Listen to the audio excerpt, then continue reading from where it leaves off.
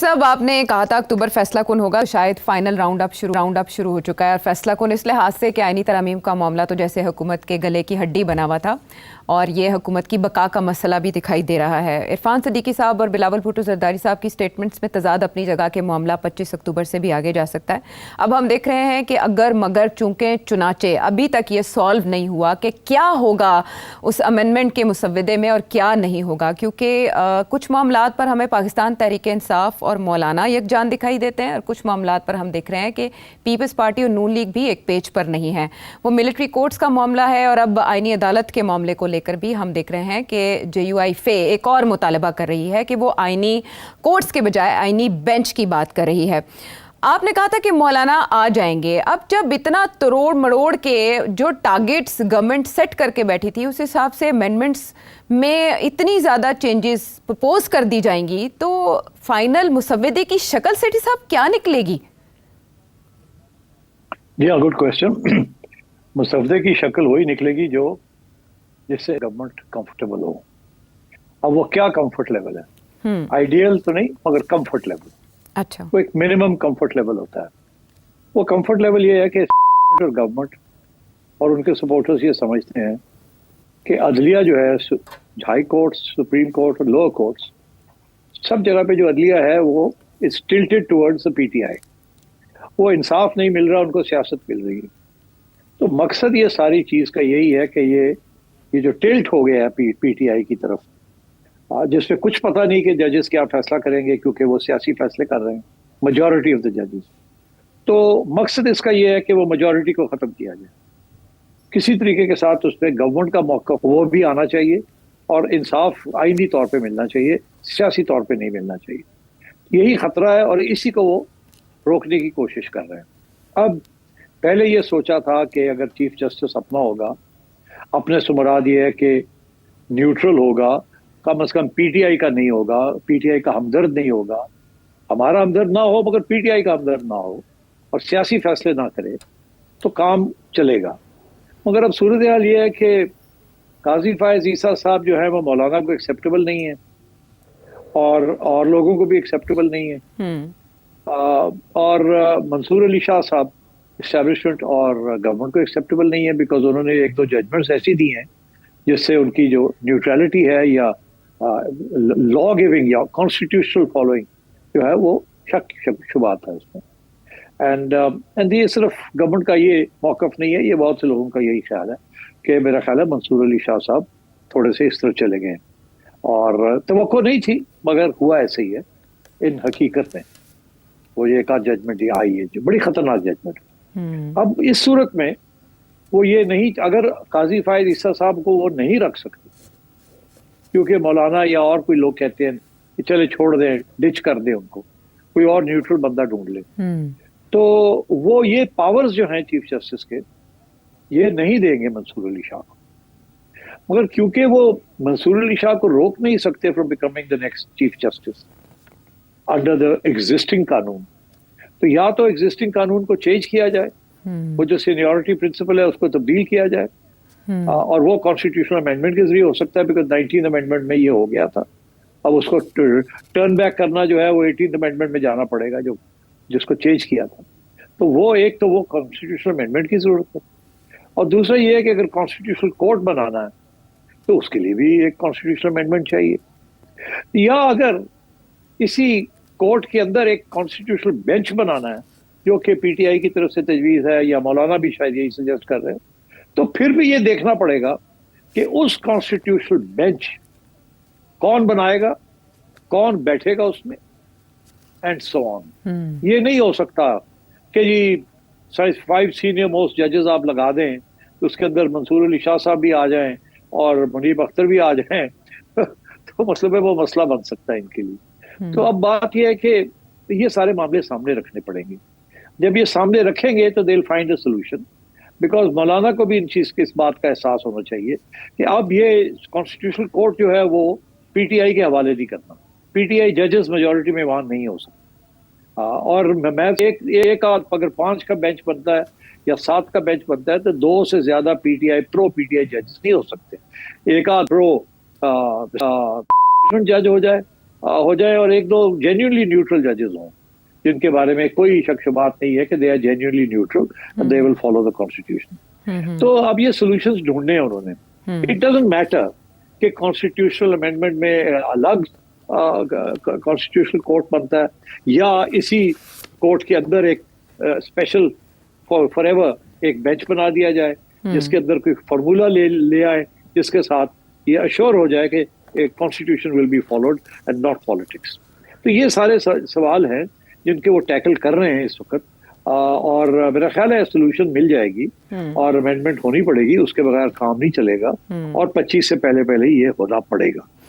ठीक है सिट साहब, इसमें आपने भी सजेशन दिया था और कहा था हुकूमत को कि फौरी तौर पर ये इकदाम करने की ज़रूरत है, आपने क्या कहा था वो शामिल करेंगे? इस गवर्नमेंट की तरफ से कोई पेशकदमी नजर नहीं मुझे आ रही, डिप्लोमेटिक जिसे कहते हैं या सियासी। इधर जो है मौलाना जैसे बंदा भी इनके हाथ में नहीं आ रहा, तो फिर मौलाना is a very reasonable man यार। आई मीन बात करो उसके साथ, जो बात है और जो वो मांग रहे हैं दो उनको, आपको अगर इतना, बिकॉज आपकी जिंदगी जो है ना वो कट शॉर्ट होने वाली है after if you don't pass this constitutional amendment. आप फारिग होने वाले हैं सारे, आप सारे फारिग होने वाले हैं। तो अगर आपको ये बचना है अपने आप को तो फिर मौलाना को साथ लेके चले, जो वो कहते हैं बात माने उनकी and get on with it. जितनी जल्दी आप मौलाना के साथ मुकबका करेंगे उतना बेहतर है, मगर नहीं, उसको छोड़ा हुआ है वहां।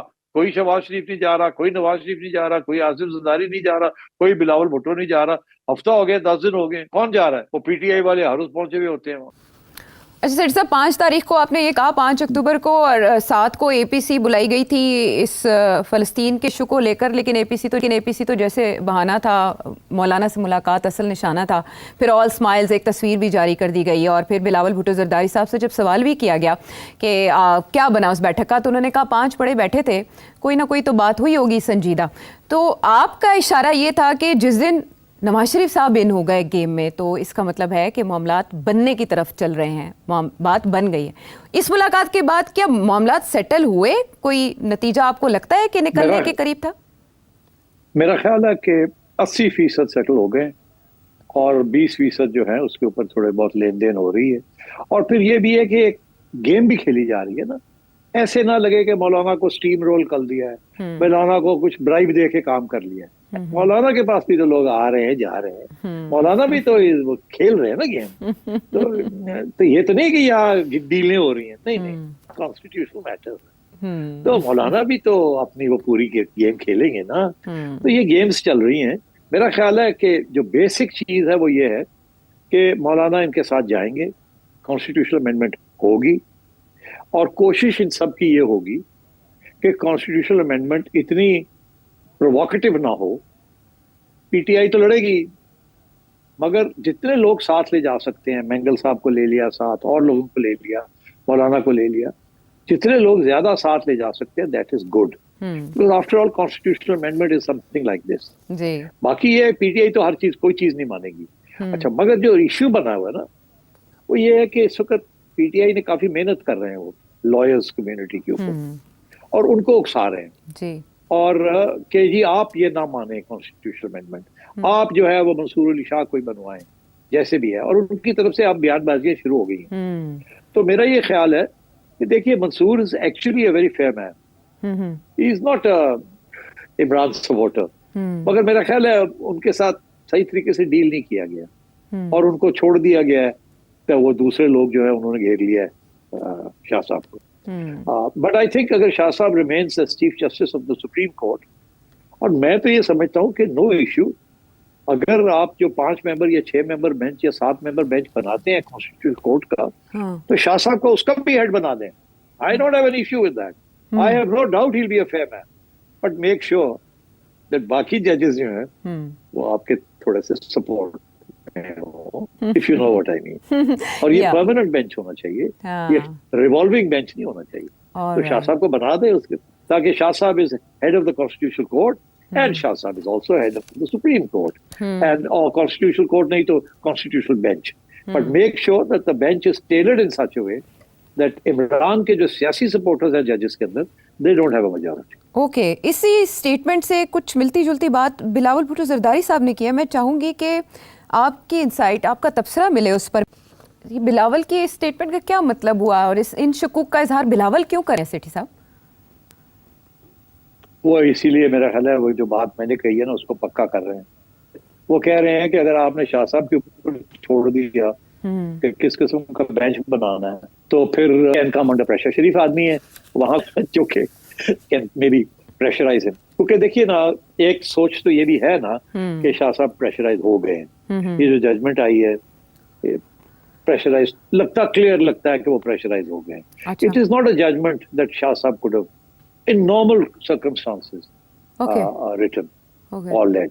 तो अब you know this whole notion of total justice और इस किस्म की चीज is frankly between you and me is nonsense. But चले अब ये हो जाता है when you're under pressure and सियासी तौर पे there are all sorts of things happening at the same time. You're being rubbed the wrong way. आपके ऊपर इल्जाम लगने शुरू हो गए हैं. You're a human being. Emotional हो जाता है बंदा, गुस्से में आ जाता है और आपको egg on कर रहे हैं 2-3 strong personalities. मैं नाम नहीं लूंगा मगर those personalities know who I'm referring to. One of them has been the Chief Justice of the Lahore High Court also, and so on. वो आजकल थोड़े से तब्दील हुए हैं.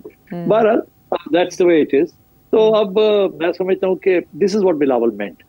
But इसका solution तो बड़ा simple है ना कि शाह साहब के हवाले मैनेजमेंट दी ना जाए. आप कहते हैं कि वो will find it difficult to control them. What he meant was difficult to sway them, persuade them. Yeah, that's what he meant. ज़ाहिर है चीफ जस्टिस का बड़ा रोल होता है in arguing a particular case. And government को ये फिक्र है कि अगर हमारा केस चीफ जस्टिस ने आर्ग्यू ना किया तो फिर कौन करेगा. और उधर वहाँ मुनीब अख्तर साहब बैठे हैं और एक दो और लोग बैठे हैं. So you know they can be pretty powerful voices. और अभी तक तो ऐसे ही लग रहा है कि they are powerful voices. And so I think इसके solution वही है जो मैंने आपसे कही है. वो ये है कि आप बना दें, आप कॉन्स्टिट्यूशन अमेंडमेंट के जरिए एक बेंच बना दें ताकि ये मामला ही जो है ना शाह साहब के हाथ में ही ना रहे कि वो मैनेज कर सकते हैं या नहीं मैनेज कर सकते. आप मैनेज कर लें. देन वील से कि ठीक है जी आपने खुद ये बेंच बनाया था, अब जो भी फैसला आया है एक्सेप्ट इट, ताकि शाह साहब को मैनेज करने की जरूरत ना पड़े. वो अपनी जिस तरीके से वो चलाते हैं चलाने दें उनको. And that is the right way to go about it. तो आप कर रहे हैं 5 में से 3 जजेस जो हैं वो आप वो ले लें जो आप समझते हैं कि आपके सिंपैथेटिक है to your point of view. एक ले लें जो कि आप समझते हैं कि sympathetic to Imran Khan point of view, और एक शाह साहब ले ले जो कि I think should be neutral. तो फिर मैनेजमेंट की इशू नहीं बनेगा. इस तरह से कुछ असलूबी से मामला तय किया जा सकता है. पाकिस्तान तहरीक इंसाफ ये मुतालबा कर रही थी कि आप नोटिफिकेशन ज़रा जल्दी कर दें, लेकिन नोटिफिकेशन ना आने का यही मतलब है कि गवर्नमेंट जो है वो आइनी अमेंडमेंट्स के लिए ही कमर बस्ता है. अब इसमें एक जॉइंट सेशन तो चाइनीज़ प्राइम मिनिस्टर के खिताब के लिए तलब किया गया है 14 अक्टूबर को, और एक और जॉइंट सेशन जिसकी बाज़गश्त है वो SCO के समिट के फ़ौरन बाद यानी 15-16 अक्टूबर के फौरी बाद 17 या 18 को, और कुछ जो सोर्सेज हैं वो 18 की तारीख को करार दे रहे हैं कि उस दिन गवर्नमेंट ये मूव कर सकती है. मीनवाइल जो स्पीकर कौमी असम्बली हैं उन्होंने और पंजाब असम्बली के स्पीकर ने एक और ख़त लिख दिया है कि आप रिजर्व सीट्स के ऊपर इलेक्शन कमीशन को कहा है कि कोई फैसला कर दें. वहाँ पर भी एक बड़ा ट्विस्ट आ सकता है कि वो रिजर्व सीट्स जो अभी तक किसी के भी खाते में नहीं गई वो किसी के खाते में इलेक्शन कमीशन अचानक करार दे दे.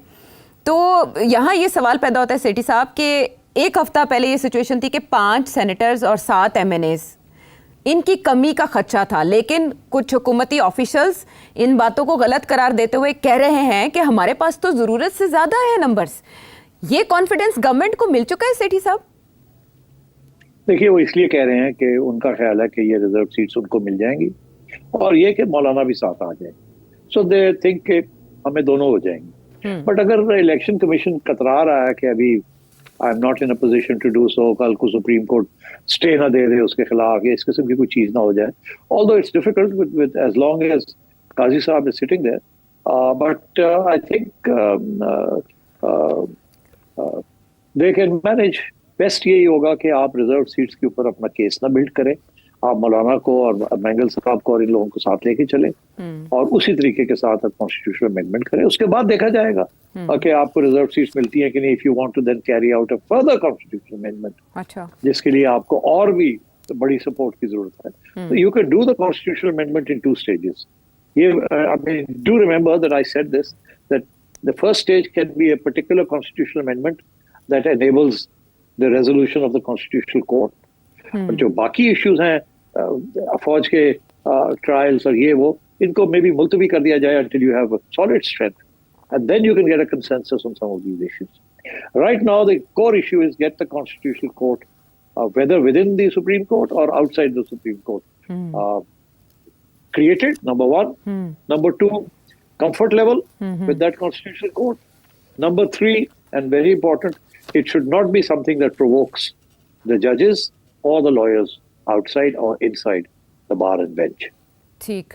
You should be able to sell it to the stakeholders. Okay okay, ये अच्छा रूट है जो Because हम कह देखिए, सकते your case, आपका जो केस है ना, वो बड़ा स्ट्रांग है. अगर वो सियासी ना होते, तो then you wouldn't, इसकी जरूरत नहीं थी आपको. अब क्योंकि अब ये कॉमन परसेप्शन है